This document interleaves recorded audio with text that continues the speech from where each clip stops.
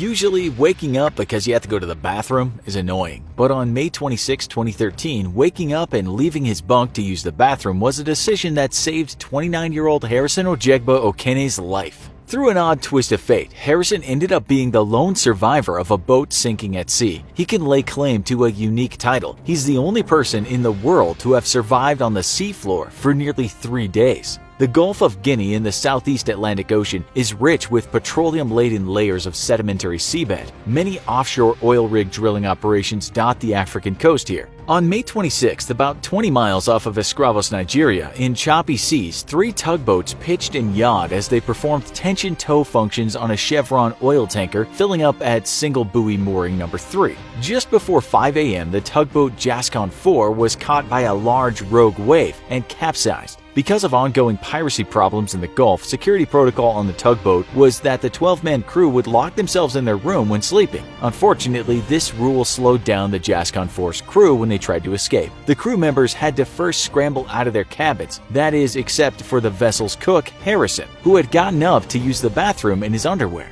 When the tugboat keeled over and the ocean rushed in, Harrison had to force the bathroom's metal door open against the wall of water. The pressure of the water was extremely strong and Harrison was unable to follow some of his colleagues to the emergency hatch. He watched in horror as a surge overwhelmed 3 crew members and swept them out of the boat into the raging sea.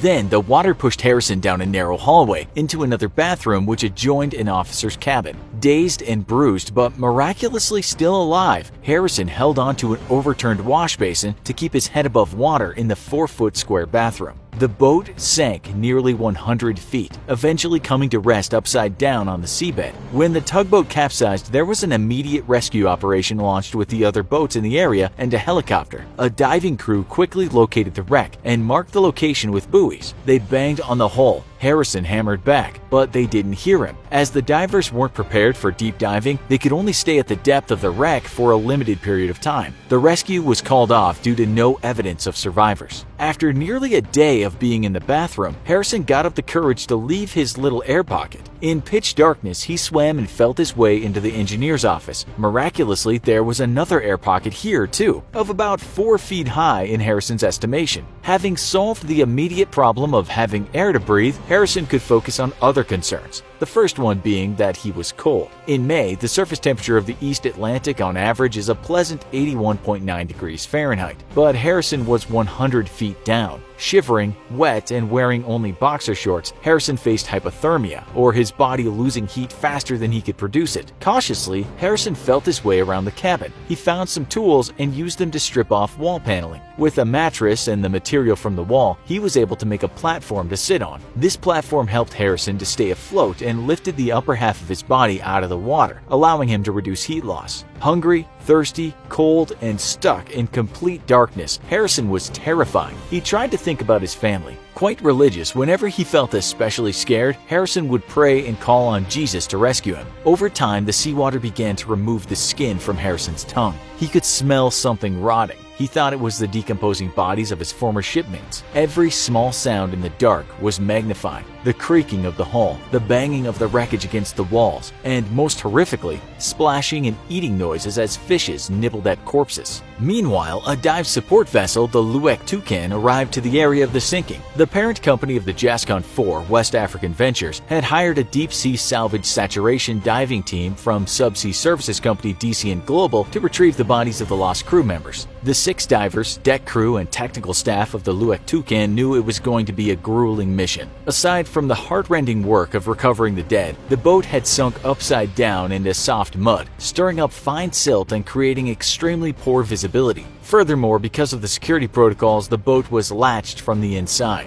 Dive Team 2 consisted of Nico van Heerden, Andre Erasmus, and Daryl Oosthuizen, with Supervisor Colby Ware topside on the ship, helping to guide the divers via a connected microphone while watching the dive through a camera worn by Nico. The team spent over an hour breaking through an external watertight door and then a second metal door to get into the sunken boat. Once inside, it was extremely disorienting, with the ceiling being on the bottom and the floor overhead. The murky water was filled with all sorts of hazards, including furniture and equipment. Slowly, Painstakingly, the divers explored the boat. They'd recovered 4 corpses when Nico crawled up the stairs to the main deck. It was a tight squeeze with the diving gear on his back. He was in a small passageway getting his bearings when something suddenly reached out of the murk and touched him. Harrison had nearly given up hope when he had heard a noise that sounded like an anchor dropping. Then eventually he heard hammering on the hull of the boat. He knew it had to be divers. He banged on the wall but didn't think they heard him. Then Harrison saw the light from one of the divers' head torches as he swam through the hallway past the far end of the cabin. Unfortunately, the diver was too quick and left the area before Harrison could reach him. But then came the magical moment. You may have seen the surreal, amazing rescue footage from Nico's video when he sees what he believes is another dead body. He touches the corpse's hand, and the hand unexpectedly squeezes his. Nico has a momentary freak out as his supervisor Colby shouts through the microphone, "He's alive! He's alive!" Colby then tells Nico to comfort Harrison by patting him on the shoulder and giving him a thumbs up sign. The divers were amazed to find Harrison alive. The maximum depth for recreational diving is 130 feet. Generally, recreational divers don't stay at 100 feet for more than 20 minutes. In terms of the air pocket, the divers had reached Harrison just in time. A human inhales roughly 350 cubic feet of air every 24 hours. However, because the boat was under pressure on the ocean floor, scientists estimate that Harrison's air pocket had been compressed by a factor of about 4. If the pressurized air pocket were about 216 cubic feet, it would contain enough oxygen to keep Harrison alive for about 2.5 days. When Harrison was located, he had been underwater for about 60 hours. An additional danger came from the carbon monoxide or CO2 buildup. CO2 is fatal to humans at a concentration of about 5%. As Harrison breathed, he exhaled carbon dioxide, slowly increasing the levels of the gas in the tiny space. However, CO2 is absorbed by water, and by splashing the water inside his air pocket, Harrison inadvertently increased the water's surface area, thereby heightening the absorption of CO2 and helping to keep the gas below the lethal 5% level. The divers describe Harrison as having CO2 poisoning. Being short of breath and delirious when they found him, he wouldn't have lasted much longer. The divers first used hot water to warm Harrison up, then fitted him with an oxygen mask. Meanwhile, on the surface, the dive support crew was in contact with medical and diving experts, discussing how to best help the survivor. Harrison had a new problem, what divers commonly call the bends. The bends, also known as decompression sickness or caisson disease, occurs when nitrogen bubbles form in the blood as a result of changes in pressure. If Harrison ascended directly from 100 feet underwater to the surface of the ocean, the bubbles in his blood would cause, in the best case, joint pain and rashes, to the worst case, paralysis, neurological issues, cardiac arrest, or possibly even death. It was decided that Harrison would be treated as if he were one of the saturation divers coming up after a dive. Harrison spent about 20 minutes getting used to breathing through the mask. Then the divers put a diving helmet and harness onto him.